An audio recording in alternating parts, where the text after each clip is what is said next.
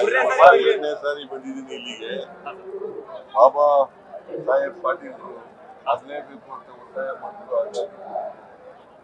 ಮತ್ತೆ ಈ ಉತ್ಸವ ನಾನೇ ಆ ಜ್ಯೋತಿ ಯಾತ್ರೆ ಇದೆಯಲ್ಲ, ಆ ಜ್ಯೋತಿ ಯಾತ್ರೆನ ಉದ್ಘಾಟನೆ ನಾನೇ ಮಾಡಿದ್ದೆ. ಅದಾದ್ಮೇಲೆ ಉತ್ಸವಕ್ಕೆ ಬರ್ತೀನಿ ಅಂತ ಹೇಳಿದ್ದೆ, ಹಾಗಾಗಿ ಉತ್ಸವಕ್ಕೆ ಬಂದಿದ್ದೆ. ಮೂರನೇ ಬಾರಿ ಬರ್ಲಿ ಅನ್ನುವಂಥದ್ದು ಸ್ವಾಮೀಜಿಗಳ ಹಾರೈಕೆ. ಮೂರನೇ ಬಾರಿ ನೀವು ಬರ್ಲಿ ಅನ್ನುವಂಥದ್ದು. ನೋಡೋಣ, ಮೂರನೇ ಬಾರಿನೂ ಬರಕ್ ಪ್ರಯತ್ನ ಮಾಡ್ತೀವಿ.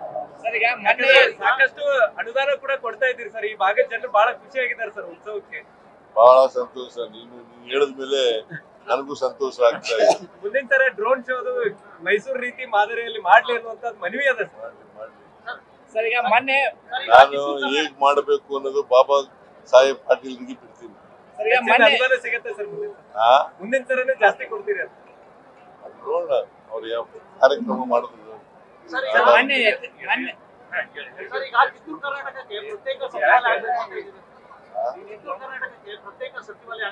ನೋಡೋಣ, ಪರಿಶೀಲನೆ ಮಾಡಿ. ಹೈದರಾಬಾದ್ ಕರ್ನಾಟಕಕ್ಕೆ ಪ್ರತ್ಯೇಕ ಸಚಿವಾಲಯ ಮಾಡಿದ್ದಾರೆ. ಅದು ಯಾಕೆ ಅಂತಂದ್ರೆ 371J ಮಾಡಿದ್ರು. 371J ಅದಕ್ಕೆ ಕಾನ್ಸ್ಟಿಟ್ಯೂಷನ್ ಅಮೆಂಡ್ಮೆಂಟ್ ಆಗಿದೆ. ನಾವು ಕೂಡ ತೀರ್ಮಾನ ಮಾಡಿದ್ದೀವಿ. ಮನಮೋಹನ್ ಸಿಂಗ್ ರವರು ಇದ್ದಾಗ ಮಾಡಿದ್ದದು. ಮನಮೋಹನ್ ಸಿಂಗ್ ರವರು ನೀವೆಲ್ಲ ಜ್ಞಾಪಕ ಮಾಡ್ಕೋಬೇಕು. ಮನಮೋಹನ್ ಸಿಂಗ್ ರವರು, ಇವರು ಖರ್ಗೆ ಅವರು ಮತ್ತೆ ಧರ್ಮ್ ಸಿಂಗ್ ಅವರು, ಅವರ ಹೋರಾಟದ ಫಲ, ನಮ್ದೆಲ್ಲ ಹೋರಾಟದ ಫಲ ಅದಾದ್ದು. ಸರ್, ಮೊನ್ನೆ ಯತೀಂದ್ರ ಅವರು ಬೆಳಗಾವಿ ಬಂದಿದ್ರು ಸರ್. ಯತೀಂದ್ರ ಸಿದ್ದರಾಮಯ್ಯನವರು ಬೆಳಗಾವಿ ಬಂದಿದ್ರು. ಸಿದ್ದರಾಮಯ್ಯನವರು ರಾಜಕೀಯ ಸಂಧ್ಯಾ ಕಾಲದಲ್ಲಿದ್ದಾರೆ. ಅವರ ಉತ್ತರಾಧಿಕಾರಿ ಸತೀಶ್ ಜಾರಕಿಹೊಳಿ ಅಂತ ಹೇಳಿದ್ರು. ನೀವು ತಿರುಚಿ ಮಾಡಿದಿರಿ ಅದನ್ನ.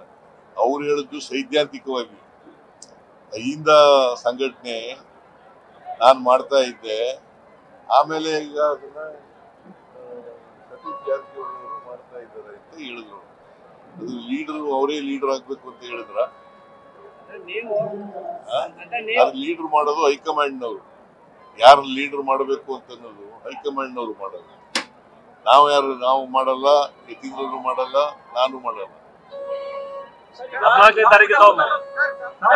ತಾರೀಕಿಗೆ ತಾವು ಡೆಲ್ಲಿಗೆ ಹೊರಟಿದ್ರಿ. ಸಂಪುಟ ಪುನರ್ವಿಚಾರ ವಿಚಾರವಾಗಿ ತಾವು ಇದಕ್ಕೆ ಇವ್ರದ್ದು ಕಪಿಲ್ ಸಿಬಲ್ ಅವರ ಕಾರ್ಯಕ್ರಮ ಹೊರಟಿದ್ರಿ ಅಂತ ಹೇಳಿ. ಕಪಿಲ್ ಸಿಬಲ್ ಅವರು ಪುಸ್ತಕ ಬರೆದಿದ್ದಾರೆ, ಅದನ್ನ ಬಿಡುಗಡೆ ಮಾಡಕ್ ಹೋಗ್ತಾರೆ. ಆ ವಿಷಯದಲ್ಲಿ ಆ ಸಮಯದಲ್ಲಿ ಹೈಕಮಾಂಡ್ ಏನಾರ ಭೇಟಿ ಆಗ್ತಾರೆ ಸರ್? ಹೋದಾಗೆಲ್ಲ ಭೇಟಿ ಮಾಡ್ತೀನಿ. ಯಾವಾಗ ಹೋದಾಗ್ಲೂ ಭೇಟಿ ಮಾಡ್ತೀನಿ. ಡೆಲ್ಲಿಗೆ ಹೋದಾಗೆಲ್ಲ ಭೇಟಿ ಮಾಡ್ತೀನಿ. ಹೈಕಮಾಂಡ್ ಆಗ್ಲೇಬೇಕು, ಬಿಕಾಸ್ ನಮ್ಮ ಹೈಕಮಾಂಡ್ ಅವರು. ಸೊ ರಾಜ್ಯದಲ್ಲಿ ಏನ್ ನಡೀತಾ ಇದೆ, ಆಡಳಿತ ಹೇಗ್ ನಡೀತಾ ಇದೆ ಅನ್ನೋದೆಲ್ಲ ಅವ್ರಿಗೆ ತಿಳಿಸ್ತಕ್ಕಂಥ ಪ್ರಯತ್ನ ಮಾಡ್ತಾರೆ. ಯಾರು ಒಬ್ಬರು ಹೇಳ್ಬೋದು.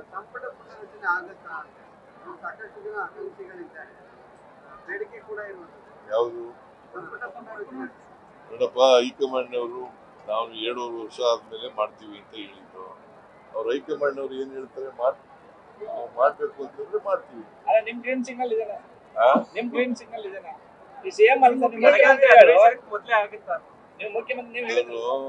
ಹೈಕಮಾಂಡ್ ಅವರು ಕ್ಯಾಬಿನೆಟ್ ಈಗ 3-4 ತಿಂಗಳಿದೆ, ಕ್ಯಾಬಿನೆಟ್ ರೀಸಬಲ್ ಮಾಡಿ ಅಂತ ಹೇಳ್ತಾ ಇದ್ದಾರೆ. ಅದಕ್ಕೆ ನಾನು 2.5 ವರ್ಷ ತುಂಬಲಿ, ಅದಾದ್ಮೇಲೆ ಮಾಡೋಣ ಅಂತ ಹೇಳಿದ್ದೆ. 2.5 ವರ್ಷ ತುಂಬುತ್ತೆ, ಅದ್ ನೋಡಿ ಮಾತಾಡ್ತೀನಿ. ಬೆಳಗಾವಿ ಅಧಿವೇಶನ ಡೇಟ್ ಫಿಕ್ಸ್ ಆಯ್ತಾ ಸರ್?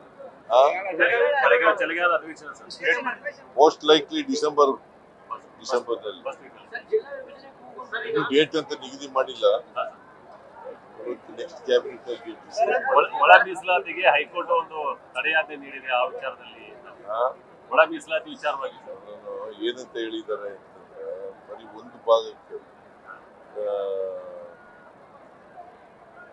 KPSC-ನವ್ರು ಇದ್ದಾರಲ್ಲ, ಅವ್ರು ಮಾಡೋದಕ್ಕೆ ರಿಸಲ್ಟ್ ಅನೌನ್ಸ್ ಮಾಡಬೇಡಿ, go ahead with the interview, but result ಮಾಡೋದ್ ಮುಂಚಿತವಾಗಿ ನಮಗೆ ತಿಳಿಸ್ಬಿಟ್ಟು ಮಾಡಿ ಅಂತ ಹೇಳಿದ್ದಾರೆ. ಬೆಳಗಾವಿ ಜಿಲ್ಲಾ ವಿಭಜನೆ MLA-ಗಳಿಗೆ